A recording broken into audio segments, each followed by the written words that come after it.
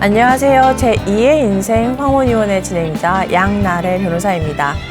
결혼 후 자신의 이름을 잃어버린 채 누군가의 남편, 아내, 부모로 불리며 살아온 세월, 더 늦기 전에 나라는 존재를 찾으려는 분들이 어렵게 내린 결정, 황혼이혼. 제2의 인생 황혼이혼에서는 황혼이혼에 관한 다양한 사례와 함께 법률 지식을 전해드립니다. 네, 오늘은 재산 분할과 관련된 사례를 준비해 왔는데요.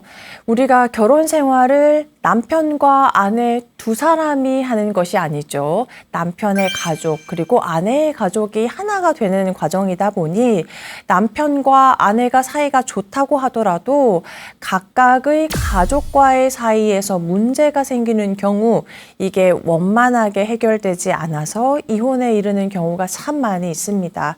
단순히 감정적으로 사이가 좋지 않다, 서로 원하는 그런 효도의 범위가 다르다, 이런 것들 때문에 갈등이 생기는 경우도 있지만 현실적으로 이제 양쪽 부부 사이의 돈 문제도 참 예민한 문제인데 양쪽 가족과의 사이에 돈과 관련된 경제적인 부분이 문제가 되면 이 또한 또 아주 큰 다툼이 되어서 이혼이 되기도 합니다. 오늘 소개해드릴 재산 분할 사례는요, 부부 사이는 원만했는데 이제 부부 중 한쪽이 부모님과의 돈 거래가 생겨서 그게 갈등의 씨앗이 되어서 이혼에 이르게 된 그런 사례입니다. 조금 구체적으로 사례를 살펴볼 텐데요. 자, 결혼 25년 차 아내입니다. 아내는 가정주부로 남편이 혼자 경제활동을 통해서 수입을 올린 것을 토대로 이제 가정 경제를 꾸려왔습니다.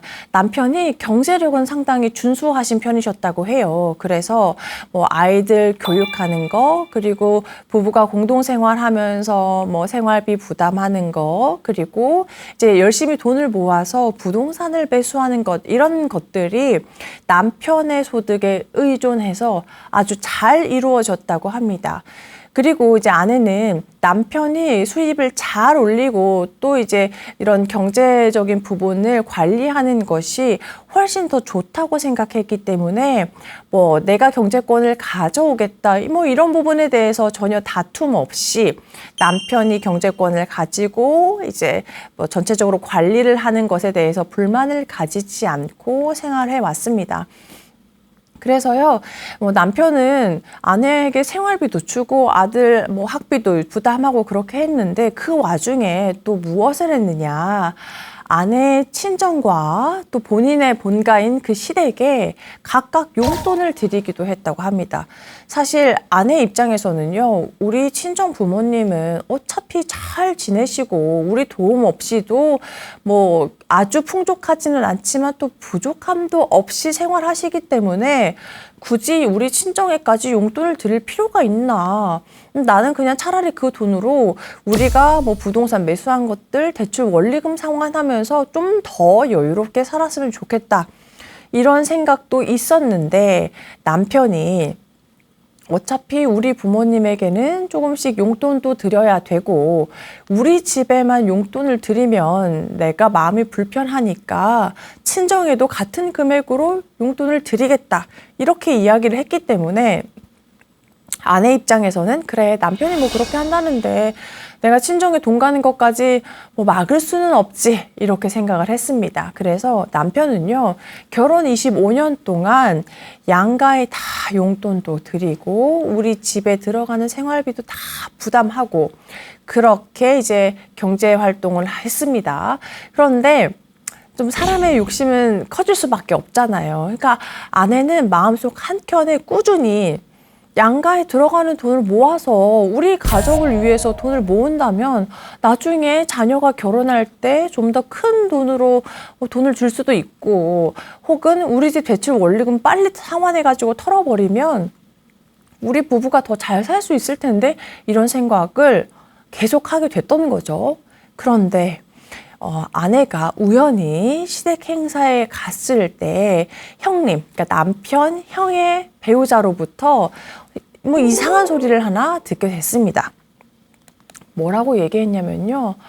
아, 우리는 서방님 없었으면 진짜 힘들었을 거야. 서방님이 우리 어머님, 아버님 다 챙겨주시니까 우리가 별 걱정 없이 이렇게 지낼 수 있지. 우리 너무 고마워. 이렇게 얘기를 하신 거예요. 그래서 이제 아내 입장에서는 아니, 매달 용돈 드리는 게 그렇게 크지도 않은데요. 뭐 그렇게 공이 크다고 할 수도 없죠. 라고 대답을 했는데 형님이 또 뭐라고 얘기를 했느냐. 에이, 용돈도 용돈인데 뭐 집 이사 갈 때마다 턱턱 보증금 보태주시고 이러는 거는 아무나 못하는 일이지. 우리는 해드리고 싶어도 돈이 없어서 그렇게 못 해드리잖아. 라고 얘기를 한 거예요. 알고 보니까요.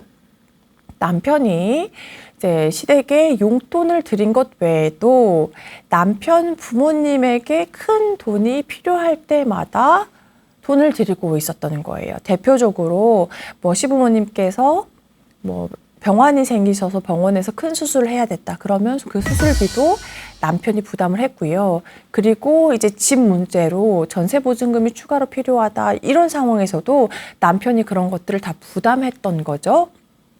그 사실을 아내가 알게 되고 나서 너무 큰 배신감이 들었습니다.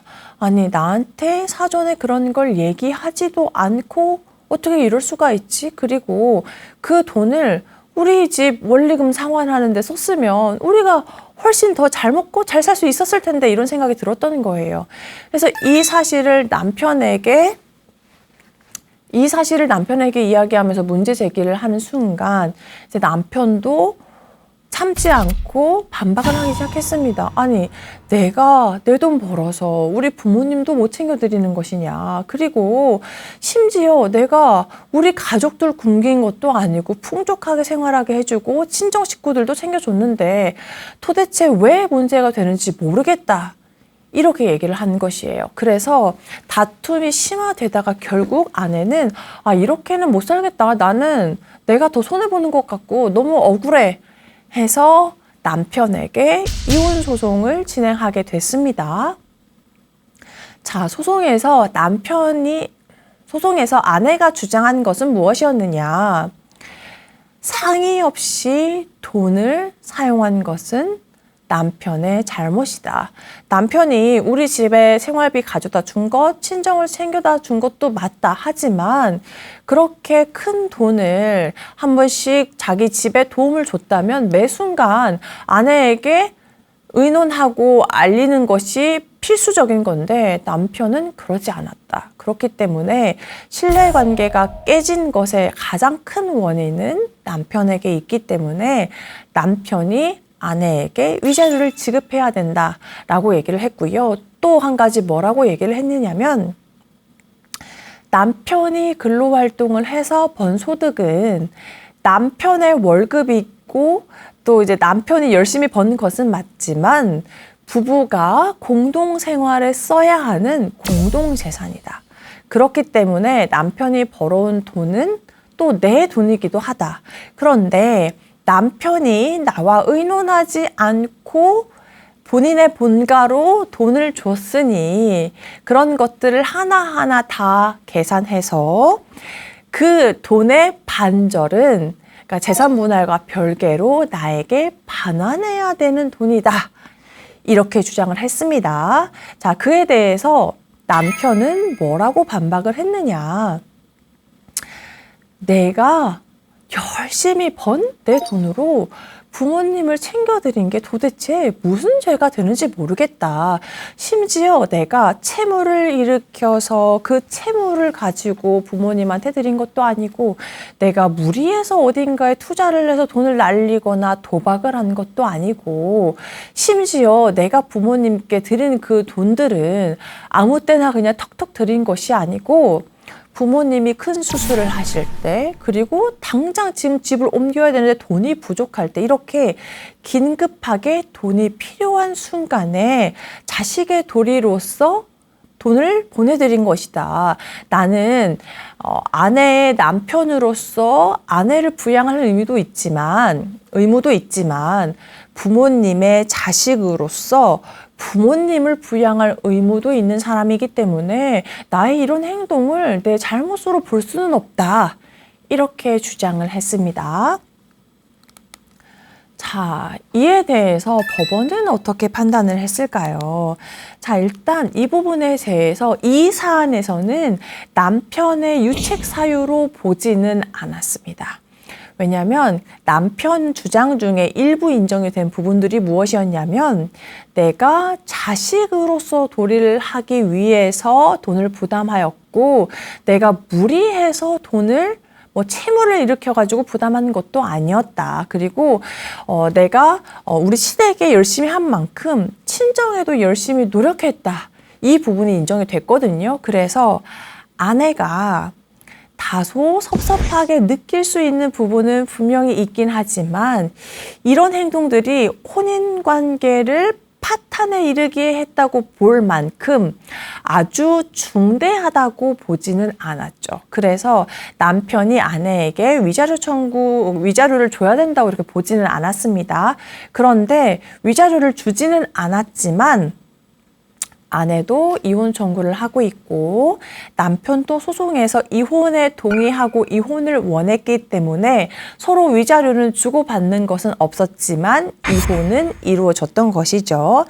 자, 재산 분할은 당연히 부부 관계가 길게 지속되었고 아내도 남편을 내조하면서 남편이 외부 활동을 열심히 할 수 있게 조력했기 때문에 아내 몫에 해당하는 부분은 타당하게 재산 분할을 받았습니다. 그런데 남아있던 아내의 주장이 뭐였죠? 남편이 시댁에 보냈던 돈들 그거 내 돈임에도 다름없는데 준 거니까 그 돈의 반을 나한테 줘야 된다 이렇게 주장했던 부분은요. 인정되지 않았습니다.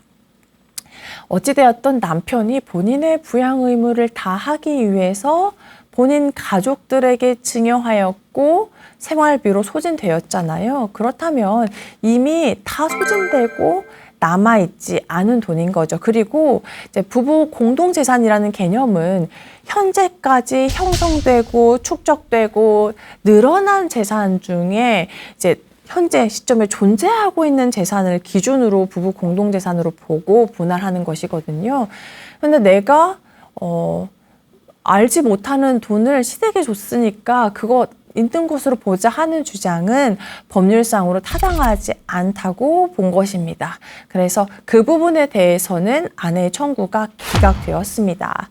자, 이렇게 부모님에게 돈을 준 것이 사실 이 돈을 드렸다는 것이 또 무리해서 드린 것이 아니고 꼭 필요한 생활비를 드렸던 것임에도 그게 갈등의 씨앗이 돼서 이혼에 이르게 된 사례를 소개해 드렸는데요. 관련한 법률적 쟁점 제가 몇 가지 추려서 소개해 드리도록 하겠습니다. 자, 첫 번째.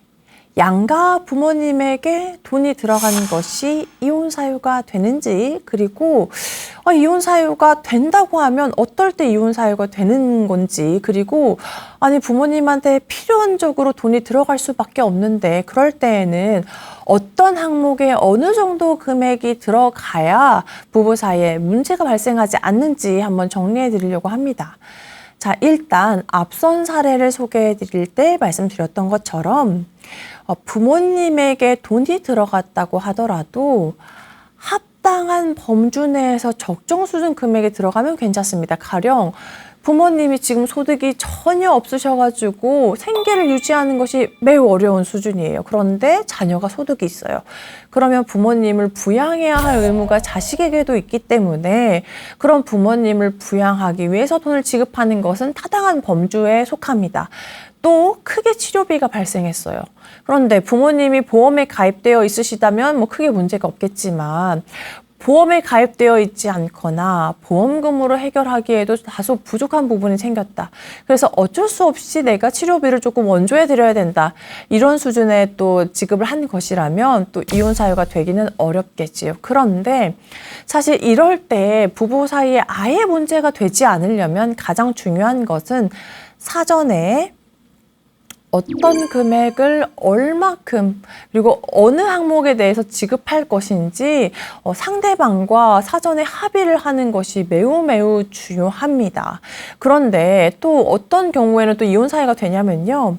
우리 가족, 이 부부도 사는 게 너무 빠듯해요. 지금 당장 아이들 어린이집 비용도 대기가 어렵고 지금 월세 대기도 어렵고 너무너무 어려워요. 그런데 부모님이 어느 날 갑자기 아니 우리 가게 하나 차리려고 하는데 아들이니까 좀 도와줘라 이렇게 얘기를 한 것을 거절하지 못하고 몰래 대출을 받아서 부모님께 전달해 드렸어요. 이런 상황이라면 여러분도 그냥 듣기만 하셔도 아니 지금 여기 집도 생활이 안 되는데 그렇게 무리해서 부모님에게 돈이 간다고?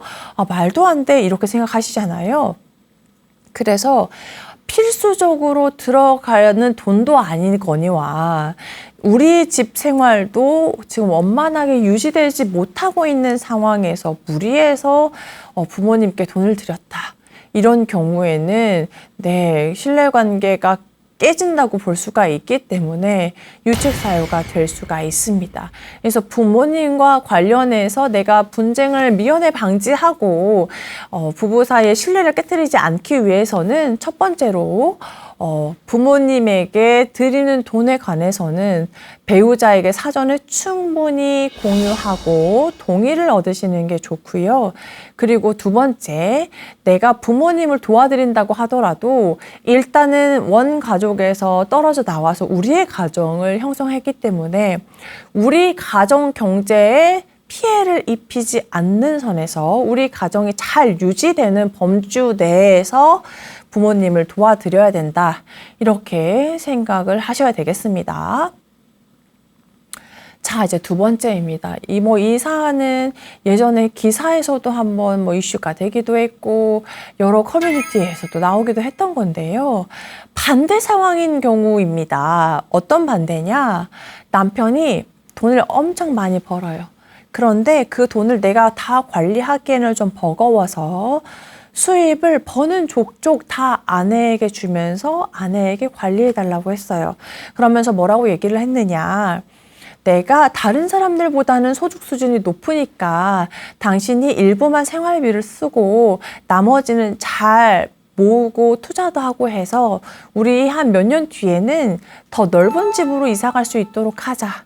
이렇게 얘기를 했습니다. 그러고 나서 전적으로 아내를 믿었죠. 그러고 나서 한 5년, 6년 시간이 지나고 이제 우리 집을 좀 넓은 데로 이사하자. 그동안 돈 많이 모였을 것 같은데 돈 얼마나 모였어? 라고 남편이 물어봤는데 아내가 나 모아둔 거 하나도 없는데? 라고 얘기를 한 거예요. 이제 남편이 아주 후하게 생활비를 계산한다고 하더라도 본인의 소득이 매우 높은 수준이었기 때문에 몇 억 정도는 모여 있어야 되는데 왜 하나도 돈이 없는 거지? 하고 진상을 잘 파악해 봤더니 아내가 그 돈을 다 그대로 친정에 보냈던 겁니다. 그래서 친정 동생들 자취방 구하는 월세며 친정 엄마 해외여행 비용 그리고 가족들 선물 집에 가져는 바꾸는 돈 이런 것들을 다 한마디 상의 없이 남편의 돈으로 했던 거예요. 남편 입장에서는 너무 억울하잖아요. 자, 그러면 이때는 남편이 친정에 그 들어간 돈을 다 회수할 수 있을까요? 이것도 회수하기가 어렵습니다. 아내가 그걸 빼돌려서 그 돈을 다 사용했다면 이제 쓰고 없는 돈이잖아요. 가령 만약에 아내가 그 돈을 모아가지고 몇 억이 되는 돈을 친정에 탁 하고 빼돌렸고 그 돈이 남아있다. 그러면 이제 목돈 간 것을 부당이득으로 반환 청구를 할 수 있겠지만 이런 식으로 매월 소비하는 돈, 용돈을 준다던가 무언가를 사주던가 이렇게 해서 소비해서 없는 돈이라면 현실적으로 소송을 진행한다고 하더라도 아내에게도 회수할 수 없고 그 친정 식구들에게도 회수할 수가 없게 되는 것입니다. 그래서 늘 제가 말씀드리는 것이 부부 사이에 어느 한쪽이 전담해서 가게를 관리한다고 하더라도 한 달에 한 번씩 정기적으로 가게 운영이 어떻게 되고 있는지 어디에 어떤 식으로 투자를 하고 있는지 명확하게 확인을 하시는 게 좋습니다. 마냥 믿고 의존하다가 나중에 시간이 흘러서 알고 보니 내가 생각한 대로 관리가 안 되고 있었다. 이러면 주워 담을 수가 없거든요. 그렇기 때문에 한쪽이 관리할 때는 뭐 매번 꼬치꼬치 캐묻는 거 서로 스트레스가 될 수 있기 때문에 현실적으로 불가능하다고 하더라도 뭐 한 달에 한 번도 너무 버겁다 하시는 경우에는 이제 분기별로 한 번씩이라도 이제 우리가 관리를 해서 서로 가정 경제가 잘 돌아가고 있는지 확인해 보시는 것이 좋겠습니다. 이혼율이 높아지고 이혼 가정이 많아지다 보니까요, 자연스럽게 또 재혼 가정도 많아지고 있습니다.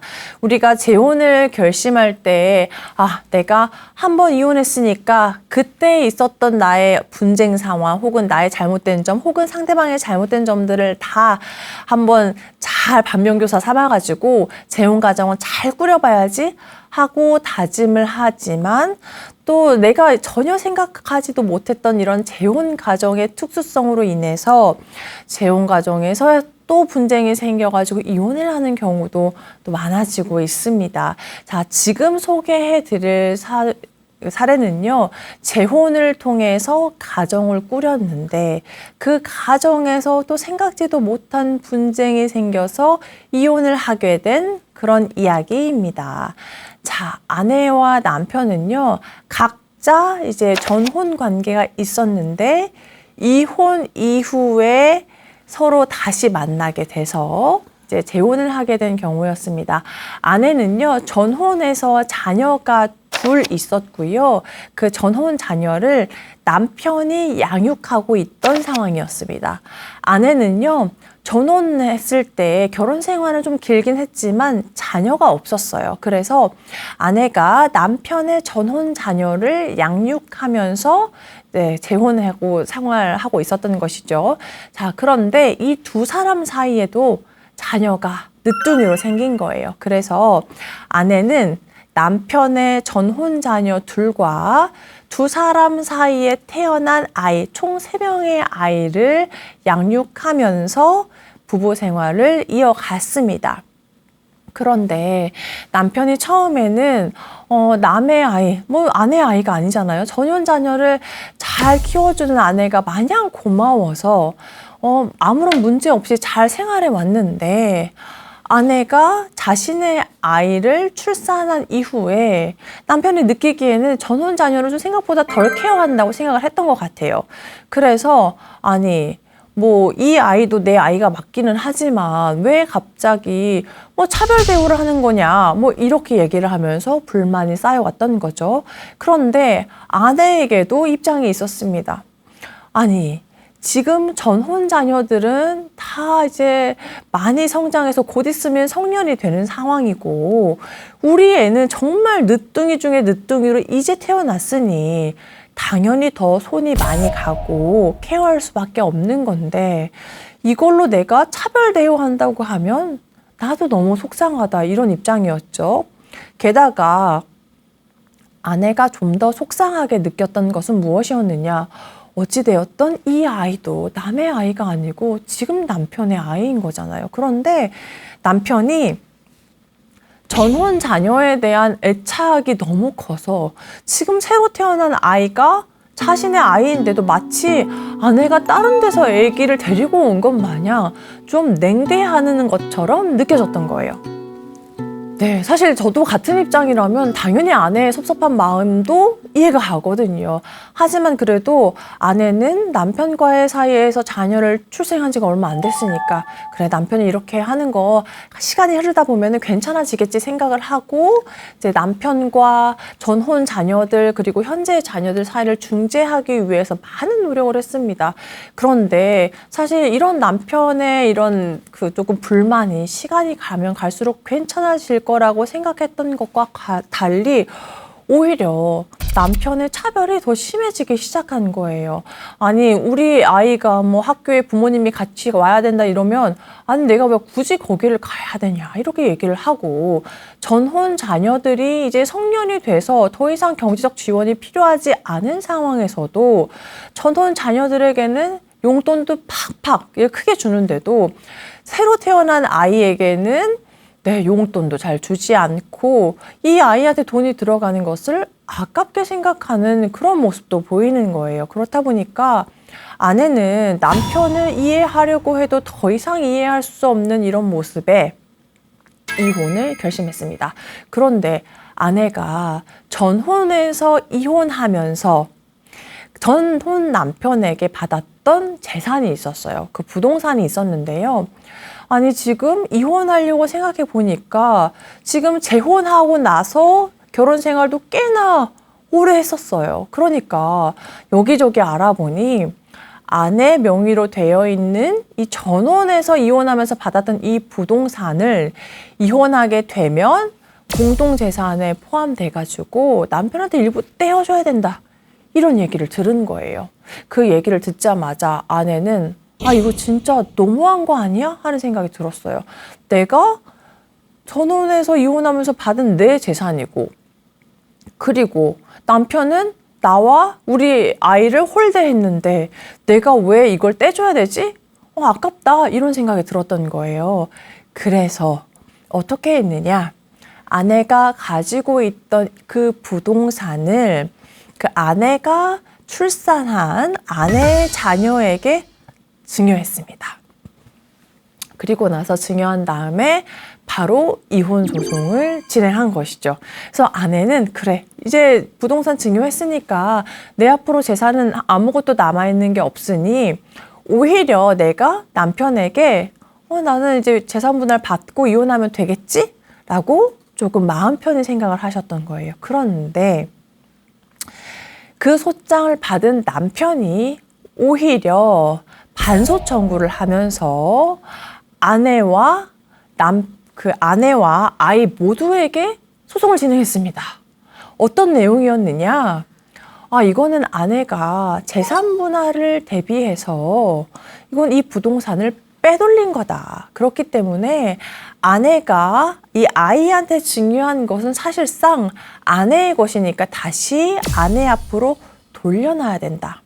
그리고 다시 아내 앞으로 돌려온 이 부동산은 분할 대상 재산에 포함돼서 오히려 내가 재산 분할을 받아야 된다.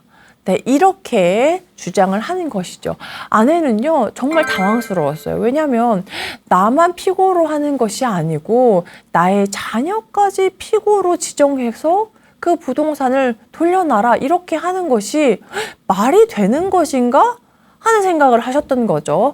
자, 이런 경우에 어떻게 판단이 될까요? 자, 법원은요, 아내가 이혼 소송을 앞두고 자녀에게 부동산을 증여한 이 행동이 사해행위라고 보았습니다. 이 사해행위 말이 조금 어려울 수가 있는데요. 채권자의 이익을 행하기 위해서 채무자가 재산을 빼돌린다. 그게 사해 하는 행위에 보고 있는 건데요. 그래서 이 사해행위로 보여질 경우에는 말 그대로 돈을 빼돌리기 위해서 재산을 다른 사람한테 넘긴 거니까 그거는 원래대로 채무자에게 이전해 놓고 채무자 것으로 보고 이제 채권자들이 재산을 가져갈 수 있다. 채권이 있는 경우 이렇게 하는 건데요. 네, 우리가 원래 사해행위는 민법상 정하고 있어요. 그래서 우리가 뭔가 돈을 대여한 경우 내가 돈을 빌려줬어 받아야 돼. 그런데 저 사람이 내 돈을 안 갚으려고 자기 재산을 다 가족들한테 빼돌렸어. 이러면 너무 억울하잖아요. 그래서 그런 사해행위를 했을 경우에는 다시 원래 채무자한테 재산이 돌아와야 된다 이런 개념인데 재산 분할을 해야 하는 가사 사건에서도 이 규정에 이제 준해가지고 판단할 수 있다고 이제 정해져 있거든요. 그래서 법원은 이걸 사해행위로 보아서 아내가 자녀에게 등기를 이전한 행위를 취소하고 명의자가 다시 아내인 것으로 보고 재산 분할을 하게 된 것입니다. 네, 이렇게 우리가 막상 이혼을 하려고 보면요. 내가 그동안은 좋아서 살았던 기간도 있지만 이혼까지 결심했다 이런 상황이 되어버리면 한 푼이라도 더 내 몫으로 하고 싶고 배우자에게 떼어주고 싶지 않기 때문에 어떻게 해서든 재산을 안 주기 위한 방법을 찾으시는 분들이 계십니다. 대표적으로는 사실 부동산도 부동산이지만 계좌에 들어있는 예금 적금을 변호사님 소송 진행하기 전에 다 인출해 놓고 소송 진행하면 안 줘도 되나요? 이렇게 생각하시는 분들이 많으신데요. 자, 이렇게 소송을 앞두고 예금 적금을 인출하는 경우 누가 봐도 소송을 대비해서 목돈을 인출하는 것으로 보이는 경우에는 그 돈이 계좌에 남아있지 않다고 하더라도 현금이 현재 당사자에게 남아있다고 추정해서 재산분할 대상에 포함이 됩니다. 그래서 내가 그 돈은 돈대로 빼놓은 것이 헛수고가 될 수 있다는 것이죠. 왜냐하면 이혼 소송이 진행될 때는요. 저 지금 당장 통장에 돈 10만 원 있으니까요. 이 10만 원 기준으로 나눌 거예요. 그러면 10만 원 있군요. 하고 바로 이렇게 하는 것이 아니고요. 양쪽 당사자가 상대방에게 어떤 재산이 얼마나 있는지 조회해서 찾아낼 수가 있거든요. 그렇기 때문에 소송을 앞두고 몇 개월 전에 예금 적금 다 해지해가지고 돈 빼낸다. 이래도 크게 의미가 없습니다. 그리고 또 두 번째, 돈을 빼돌리는 게 안 된다고 하면 차라리 채무를 엄청 늘려버리면 되겠네요. 만약에 제가 통장에 2억이 있는데 갑자기 채무가 2억이 생겼다 이러면 순재산은 빵원이니까 재산분할 안 해줘도 되는 거 아닌가요? 하고 무리해서 채무를 일으키는 분도 계십니다. 그런데 부부가 이혼 소송할 때 분할 대상에 포함되는 채무는 부부 공동생활을 위해서 가정 경제를 위해서 지출한 일상가사와 관련된 채무여야 합니다. 그런데 내가 갑자기 일으킨 이 채무는 우리의 공동생활을 위해서 다 썼다고 입증하고 인정받기가 어려워요. 그래서 사실상 그렇게 채무를 일으켜도 부부 공동재산에 포함시키기가 어려울 뿐만 아니라 이제 분할 대상 재산은 혼인 파탄 시점을 기준으로 하거든요. 그러면 일반적으로는 이혼 소장이 접수될 때를 혼인 파탄시로 보고 있는데 혼인 파탄과 동시에 발생한 채무를 분할 대상 재산에 포함시킨다는 것은 그냥 도덕적인 관점에서 보더라도 이제 형평이나 공평의 관점에 맞지가 않거든요. 그래서 내가 이혼 소송을 대비해서 갑자기 채무를 발생시키는 것도 내 재산을 빼돌리는 방법이 될 수 없다. 이렇게 생각하셔야 됩니다. 또 이거는 당연히 분할 대상이 되지 않는 것과 더불어서 자칫 잘못하면 내가 나중에 큰 문제에 휘말릴 수가 있습니다. 실제로 어떤 경우가 있었냐면요. 내가 채무를 갑자기 늘리고 싶어서 내 마음대로 차용증을 만들었어요. 차용증에서 내 친구 A로부터 돈을 1억 원 빌렸습니다. 혹은 내 가족 B로부터 1억 원 빌렸습니다 하고 차용증을 거짓말로 작성하고 도장도 거짓말로 만들어서 찍었어요. 그리고 그걸 법원에 서류를 제출했습니다. 그럴 경우에 내가 지금 없는 서류를 조작해서 만들면 사문서 위조, 형사적으로도 문제가 될 수가 있거든요. 그리고 이걸 당사자, 상대방하고 협의를 해서 만든 경우에도 크게 문제가 된 경우가 있었습니다. 내가 이 채무를 거짓말로 만들고 싶어서 내 친구 A하고 차용증을 작성한 거예요. 그러면서 친구야, 나 이거 그냥 소송에 제출하게 돈 빌린 건 없지만 그냥 이거 차용증 받았다고 작성해줘. 그렇게 해서 차용증도 작성하고 확실하게 공증을 받겠다고 공증까지 받았어요. 그런데 이건 그냥 둘이 우리가 워낙에 친한 사이여서 가짜로 만들기로 한 건데 어느 날 갑자기 친구가 이 공증받은 서류를 가지고 나에게 강제 집행이 들어왔어요.